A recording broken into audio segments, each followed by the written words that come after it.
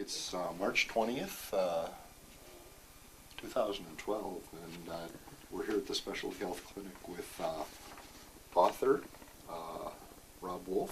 We're here with Division Chief of City of Reno Fire, Tammy Lopes, and the Police Chief from the City of Reno, Steve Pitts. And today's going to be a very special day. We're going to talk with Robb about his book, The Paleo Solution, some of his views about human disease, and Robb, we thank you. We thank you very much for coming to visit with us today. Huge honor. It was pretty cool showing up in Reno and finding a bunch of friends, basically, that were interested in all this material. So it's been very cool.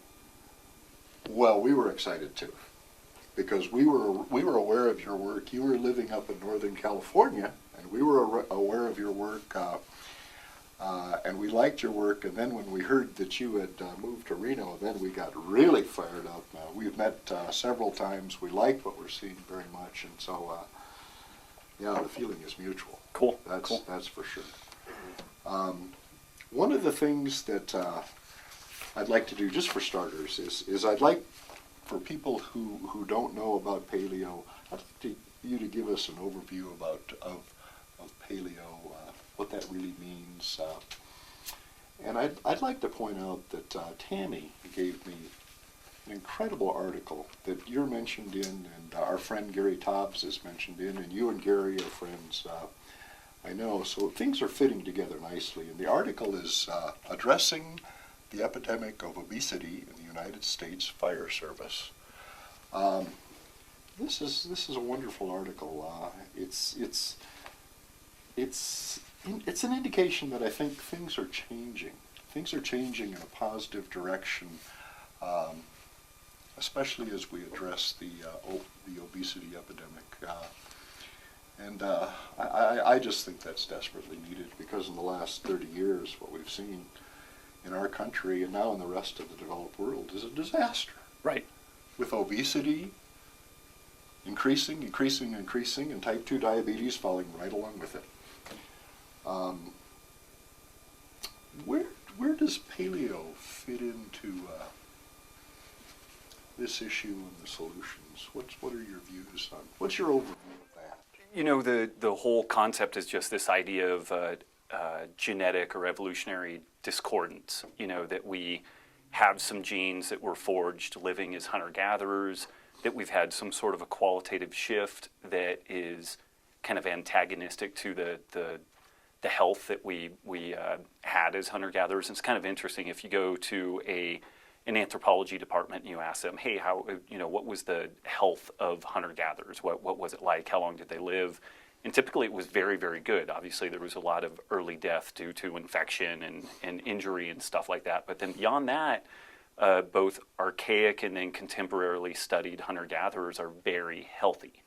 And then when we start seeing this adoption of agriculture and more grains and more refined carbohydrates, changing in sleep patterns, changing in activity patterns, we start seeing disease. And that's kind of the overall orientation, is that any organism living anywhere, cows eat grass, chipmunks do chipmunk stuff, and if you start moving them away from the kind of genetically imprinted ways that they've become very successful doing what they're doing, there's an opportunity that could be beneficial, but there's also an opportunity that could be very detrimental. And so for us, this kind of paleo diet or paleo template is trying to look, for me, the most effective way to look at this isn't trying to look at hunter-gatherers and emulate what they did. It's look at modern diseases and try to retro-engineer what is the evolutionary discordance with this problem.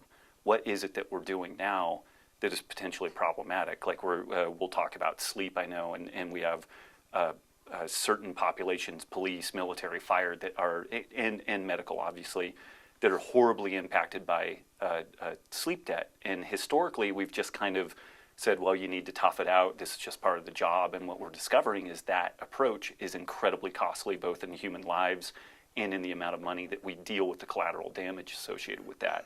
So for me, it's taking this, paleo is this opportunity to apply evolutionary medicine, Darwinian medicine to creating a hypothesis. Why is this disease state happening?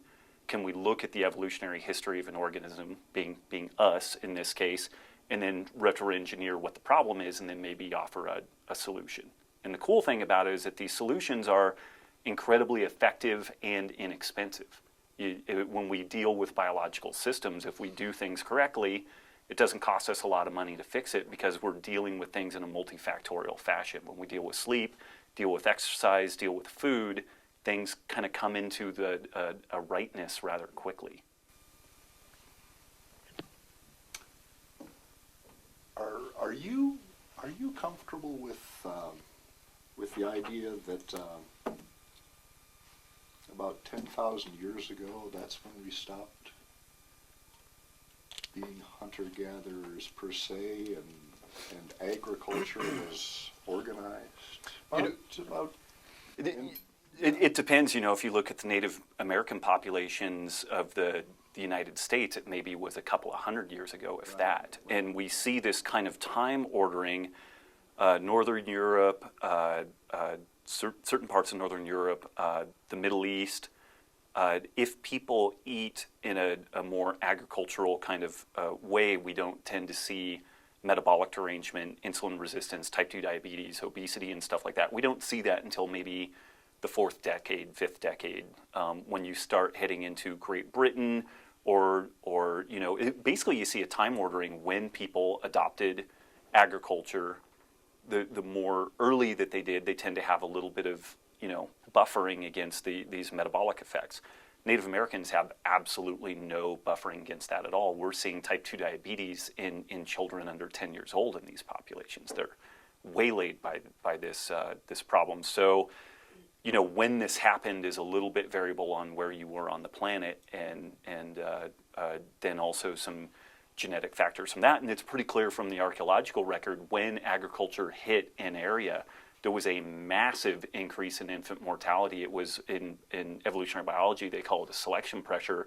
It was not a healthy thing, and it did force some genetic adaptation. So we are different today than what we were 10,000 or 20,000 years ago, because evolution has been trying to push us into an adaptive state, but there's a lot of collateral damage with that. And now that we're at a spot where we can intervene with medical practices, we will not really see adaptation beyond where we are at. We are just going to see problems.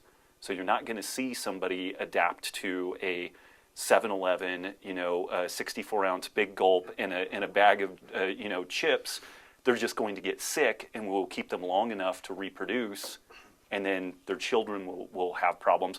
Something that we are seeing, though, is that we have two issues with genetics. We have the genetic, bag of tricks that we carry, and then the phenotypic expression of that. We have a genome and then the epigenome. The epigenomic part is how we interact with the environment. And it looks like how mom and dad eat, how mom and dad live, changes the way that the genes get turned on and off. So we do have some adaptation that occurs more quickly, but what we're finding is that if mom was type 2 diabetic, kids are more likely to be type 2 diabetic.